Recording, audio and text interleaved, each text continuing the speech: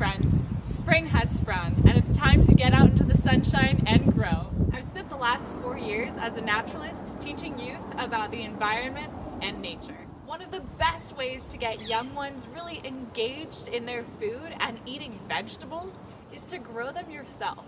So here are 3 tips to starting yourself on a journey of veggie growing. My first tip is to start simply. Here I've got a nice little container made out of an old wheelbarrow. Now the most important thing is just to have drain holes in the bottom so extra water can come out. Also start with really easy plants. I've got some bush bean seeds here as well as some snap peas. These are some of the easiest plants to germinate and to grow, and they produce some delicious food. A couple easy ways to germinate plants include folding a paper towel. That will actually keep the seeds moist enough. I like this way a lot. It's really easy to transplant from little paper cups, and there's something you probably already have. Just make sure to poke a hole in the bottom for drain and then place it on a plate or a tray.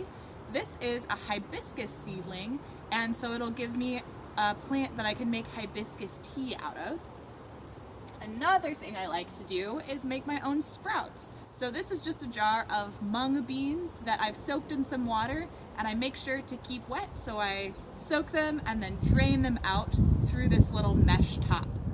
My second tip is to keep it accessible. We all know out of sight, out of mind. It's really easy to kill plants. So the best tip is to keep them close, keep them where you can see them, where your kids can see them, and so you can interact with that growth process. And my third tip is to let the kids lead.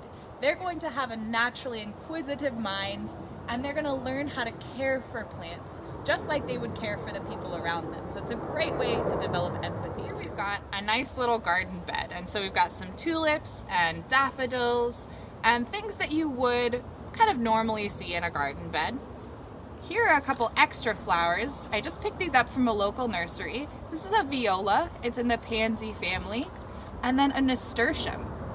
And these are also really beautiful flowers, but they're also edible. So when these flowers come in, you can add them to salads, to cakes for decoration, and they're really fun for kids to pick off and add to food. I hope these tips help you and your kiddos start on a gardening journey of your own.